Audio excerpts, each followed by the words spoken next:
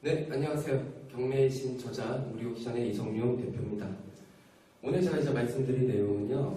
얼마 전에 TV 매체를 보는데 이제 전세에 관련된 사람들이 이제 대항력을 제대로 못 갖춰서 배당금을 못 받게 됐을 때 어떻게 해야 되는지에 대한 해결안을 전문가들이 나와가지고 이야기를 하는 코너가 있었어요. 그런데 밤 11시였어요.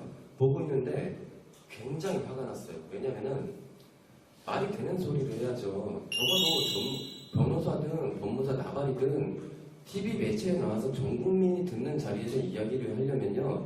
잘못된 상식이 생기지 않도록 뿌리부터 제대로 공부를 하고 이야기를 해야 되는데 수박 겉핥기식으로 검토하고 나와가지고 잘못된 상식을 이야기하고 있다면 우리 국민들이 다치지 않습니까?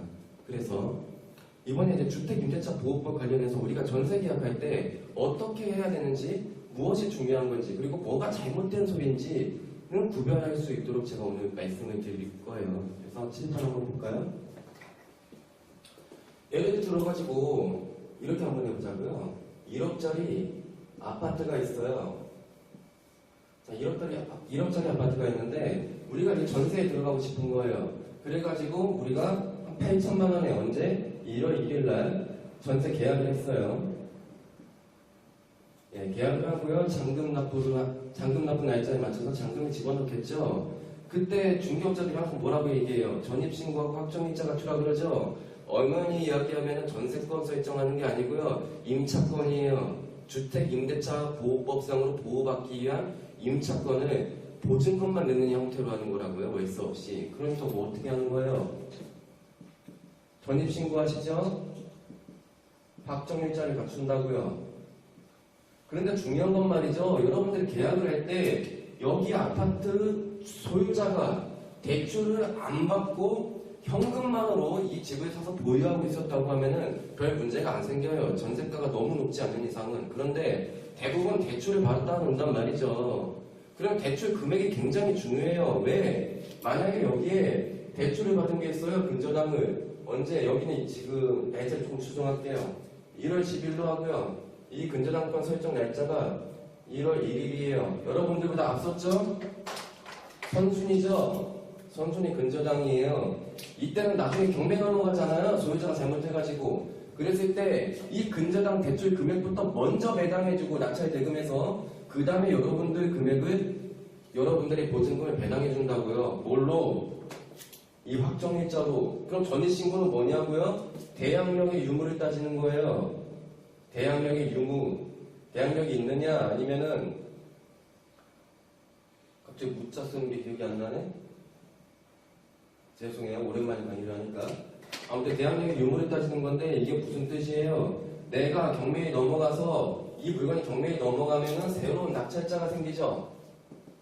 경매 낙찰자한테 내가 보증금을 다 받을 때까지 아니면 내가 계약 기간까지 내가 다 살고 보증금을 받고 나갈 때까지 나는 여기서 점유할 거야. 그리고 보증금은 너 나한테 줘야 돼. 안 그러면 나 절대 못 나가. 할 수 있는 권리인데요.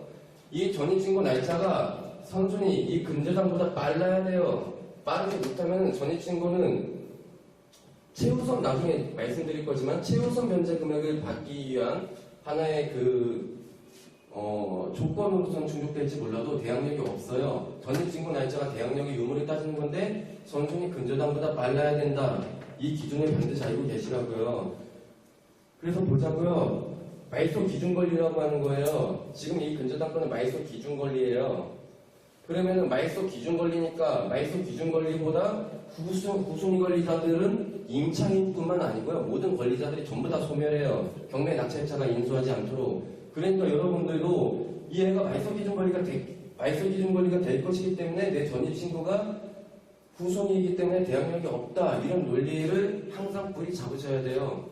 근저당만 말소 기준 권리가 될까요? 알고 계시라고요. 가압류와 압류, 그리고 담보가등기, 그 다음에 이제 경매 개시 결정 등기, 그리고 예외적으로 전부 전세권자의 경매 신청, 그리고 말씀한 이 근저당 그리고 저당권 봐보세요. 근저당권 아니면 저당권, 가압류 아니면 압류, 담보가 등기, 경매 개시 결정 등기, 전부 전세권자의 경매 신청한 등기 이것 중에서 가장 빠른 게 말소기준 권리가 된다고요. 만약에 이 근저당보다 이 담보가 등기가 여기 앞에 있었어요. 그럼 얘가 말소기준 권리가 되는 거예요. 논리가 이해되셨어요? 말소기준 권리는요. 여기 안에서 결정이 돼요. 이 중에서 가장 빠른 거. 그러니까 여러분들이 계약을 하실 때 이 중에 이 권리 중에 하나가 이미 있다. 그럼 여러분들은 전입신고에도 대항력 없어요. 낙찰자한테 대항 못해요. 그때는 방법이 뭐밖에 없냐면은 확정일자를 통해서 내가 배당받는 것밖에 없단 말이에요. 확정일자는요. 잘 들으세요. 후순위 권리자 또는 기타 일반 채권자보다 우선해서 배당받을 수 있는 권리예요. 이게 어디에 있었던 거예요? 전세권 설정 등기에 전세권 설정 등기를 했을 때 인정해주는 우선 변제권이잖아요.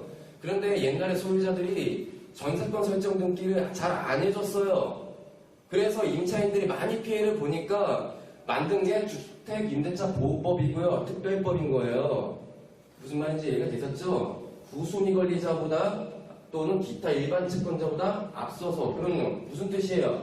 전순위 권리자보다 앞서서 배당받을 수 있다는 거예요? 아니죠. 후순위 권리자보다예요. 그러면은 여기서 이제 어떻게 TV를 보는데 진짜 열받았던 것은 지금 예를 들어가지고 이 전세 계약한 사람이 8천에 전세를 살고 있어요. 너무 세다. 센 것도 아니지. 요즘 전세가 높으니까 한 6천이라고 볼게요. 6천에 전세를 살고 있는데 지금 이 근저당권 은행에서 대출해준 금액이 얼마냐면은 예를 들어가지고 3천만 원을 대출받은 금액이 있어요. 그럼 이제 보자고요. 3천만 원이 먼저 배당되죠. 그런데 말이죠. 1억에 낙찰이 되면 좋겠지만 이 물건이 낙찰이 됐을 때는요. 평균적으로 한 8천만 원이 낙찰이 됐어요. 그러면 8천만 원에서 3천을 먼저 배당해주죠. 그렇죠? 8천 낙찰가에서 3천을 먼저 배당해준다고 얘 1순위니까 그럼 얼마 남아요? 5천 남잖아요. 5천 갖다가 이제 2순위 임차인 우리를 배당해주는 거예요. 전세 살고 있는. 그러면 6천만 원인데 얼마밖에 못 받아요? 5천만 원밖에 못 받죠? 그러니까 1,000만 원이 붕 뜨는 거라고요. 이랬을 때 어떻게 답을 해줘야 돼요? 어떤 변호사가 이렇게 얘기한다? 전세권 설정 등기하라고. 맞아요, 그게? 전세권 설정 등기는요, 똑같아요. 채권과 물건의 차이인데, 이 물건에 대한 권리로 설정 등기를 해놓는 순간, 후순위 권리자보다 기타 일반 채권자보다 우선해서 배당받을 수 있는 권리가 생기는 거예요.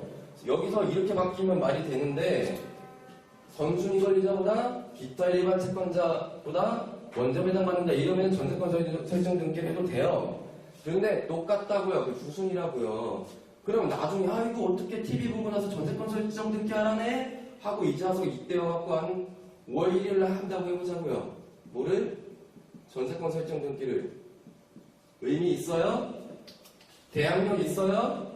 이 전세권 설정 등기도 말소 기준권리보다 앞섰을 때 대항력이 있는 거예요. 낙찰자가 바뀌어도 등기 부상에서 말소되지 않는 거라고요. 무슨 말인지 아시죠? 그런데 말이죠. 주택임대차보호법에서 이미 깨졌어요. 시간상으로. 그러면 전세권 설정 등기를 5월 1일날 한다고 살아나요? 대항력이 없는데? 배당을 받을 수 있는 금액이 없는 게 생겨요? 1,000만 원 더 받아요? 아니잖아요. 그게 뭐예요, 그게? 전세권 설정 등기를 왜 해요? 법무사 돈 벌어주려고? 그런 거 아니라고요. 그러니까 이게 이제 가끔씩 보면은 수박 겉핥기식으로 쭉 검토하고 나와가지고 TV에서 전문가라 치고 얘기를 하는데 이러면 안 돼요. 왜 전세권 설정 등기를 하라 그래요? 자꾸만. 전세권 설정 등기 안 해주니까 그 권리에 가름하는 권리를 주택임대차보호법에서 준 거잖아요. 전입신고랑 확정일자 하라고. 확정일자가 전세권 설정 등기에 있는 권리라고요. 그렇기 때문에 전세권 설정 등기할 필요 없다고요. 이거 잘못된 얘기예요. 이럴 때 어떻게 해야 되냐면요. 사실 방법이 없어요. 방법이 없다고요. 이랬을 때는 나중에 내가 1,000만 원 못 받았죠. 난 대항력이 없어서 나중에 낙찰자가 와가지고 나가 하면은 내 돈 1,000만 원 못 받는 거 내놔 못해요. 임차인이 절대로. 그냥 나가야 되는데 이제 그 다음에 전소유자 있죠? 내가 전세 계약한 사람, 이 사람에게 나는 채권을 가지고 있는 거예요. 채권이 뭐예요? 상대방에게 지금 돈 받을 수 있는 금전 채권을 갖고 있는 거잖아요. 돈 받을 수 있는 권리를. 그쵸? 채무자는 뭐예요? 상대방으로 하여금 의무를 갖고 있는 사람은 채무자라고 불러요. 그러면은 나는 1,000만 원에 대해서 채권을 갖고 있는 거고 이 사람은 1,000만 원에 대해서 나한테 줄 1,000만 원에 대해서 채무자인 거예요. 그럼 채권자로서 이 사람이 이 자산을 날라갔으니까 다른 자산이 있는지 자동차든 다른 부동산이든 그쵸? 압류해서 매각시킬 수 있는 그런 자산이 있는지 찾아봐서 그 자산에서 돈을 찾기 위해서 가는 게 훨씬 더 유리하고 그쪽으로 법무 비용을 쓰세요. 그쪽으로 변호 비용을 쓰세요. 전세권 설정 등기 이럴 때 하시는 거 아니라고요. 무슨 말인지 아셨죠? 이거는 정말 사실은 기초인데 여러분들이 이 상식은 정확하게 아셨으면 좋겠어요. 대항력이 없을 때 전세권 설정 등기 그제서야 한다고 해서 대항력 생기는 거 아니에요. 아셨죠? 그것 좀 꼭 기억했으면 좋겠어요. 내가 너무 화가 나서 그래요. TV를 보다가. 그리고요, 아까 말씀드린 거 있죠? 만약에 이렇게 계산을 해보는 거예요. 계약하실 때 무조건 근저당권이 있다고 계약을 안 하는 게 아니고요. 요즘 누가 돈 안 빌리는 사람이 어디 있어요? 시리사 대책 보세요. DTI, LTV 규제 다 완화시켜놓고 대출 이빨 받아서 집 사게 하잖아요. 그쵸? 요즘은요 가계소득이 적고요 집값이 비싸요. 그러니까 대출 안 받으면 집을 못 산다고요 서민들이. 그래서 대출은 무조건 있는데 만약에 이게 1억짜리 집이라고 하면은 보통 경매 낙찰가가 8천을 찍는다. 그러면요 대출이 있다 하더라도 한 1,000만 원 있는 건 괜찮잖아요. 8천에서 1천만 원 얘 먼저 가져가고 7천이 남아있으니까 내가 6천으로 계약을 하게 되면은 나는 배당을 받잖아요. 배당 받고도 1,000만 원이 남네. 이런 식으로 계산을 하는 거예요. 이때 중요한 게 뭐라고요? 요즘 경매 낙찰가 추이예요. 요즘 경매 낙찰가 추이를 보셔야 돼요. 이렇게 말하죠. 대출금, 주택에서 대출금 대비 내 전세 보증금을 합쳤을 때 집값 대비 70%를 넘으면 위험하다고요? 그것도 잘못된 소리예요. 경매 낙찰가 추이를 정확하게 봐야 된다고요. 경매 낙찰가 추이가 그렇진 않지만 단독주택 같은 경우에는요, 약간만 뭐가 하자가 있어도요, 60% 미만으로 낮춰야 된다고요. 그러면은 대출금이랑 내 보증금 합쳤을 때 집값 대비 70%면 안전한 거예요? 아니죠. 그렇기 때문에 경매 낙찰가 추이를 보고 내 순위를 알고 나보다 앞선 순위가 얼마의 채권을 가지고 있는지 그리고 경매 낙찰가는 요즘 얼마가 뜨는지 계산을 해서 내 보증금에 배당받을 수 있겠다 없겠다 답이 나왔을 때 후순위 권리자를 많은 거예요. 다만 이런 사람들이 있어요. 보증금 전에 30 살거나 보증금 뭐 500에 23 사시는 분들 있죠? 이 사람들은 이런 거 따지지 말고 그냥 들어가세요. 뭐냐면요. 인터넷에 이렇게 치세요. 소액, 임차인, 최우선, 변제, 금 이렇게 한번 검색해보세요. 네이버 다음이나. 그러면요. 서울특별시, 인천광역, 서울특별시랑 뭐 광역시, 뭐 가민업체권 그리고 기타 지역마다 최우선으로 후순위라도 배당을 해주는 기준이 있단 말이에요. 이럴 때는 전입신고만 해놨으면 돼요. 그럼 기준을 보는 거예요. 3천만 원까지는 서울특별시에서 지금 기억이 안 나서 그런데 3천만 원까지는 최우선 변제를 해주겠대요. 임차인한테. 근데 내 보증금이 1,000만 원이에요. 그러면 그냥 들어가서 이런 거 따지지 말고 난 무조건 최일 순위로 배당받으니까 이게 바로 임차인, 소액 임차인 최우선 변제 제도인데요. 보증금 뭐 2,000, 2,500 이러신 분들은 대부분 이런 거 다 따질 필요 없어요. 전입신고만 그냥 하세요. 후순위라도 상관없고. 그러니까 이제 금액이 작은 사람은 소액 임차인 최우선 변제 받을 수 있고 전세를 들어가려고 하는데 아까 말씀드린 말소 기준 권리가 있다. 앞서 있다. 그러면 따져보고 들어가시라고요. 선순위면 좋겠지만 후순위에 있다가 더 많으실 거예요. 그래서 여러분들이 조금만 더 주택임대차보호법에 관심을 가지시고 TV 매체에 나오는 분들 전문가 말 그대로 따라 하시는 게 아니고 인터넷 발달돼 있잖아요. 조금만 찾아보세요. 조금만 더 공부하세요. 우리가 롯데마트 가가지고, 롯데마트 이런 말 쓰면 안 되죠. 그냥 마트 가가지고 고등어 하나 사는 거 아니잖아요. 나의 소중한 전 재산을, 보통 서민들은 전 재산을 걸어서 전세 들어간단 말이죠. 그러니까 큰 돈 들어가는 거니까 조금만 더 공부하셔서 안전하게 내가 살 수 있는 집을 마련하셨으면 좋겠습니다. 오늘 제가 너무 흥분했죠? 원래 이런 사람이 아닌데. 이렇게 해가지고 짧은 강의 마무리하도록 하고요.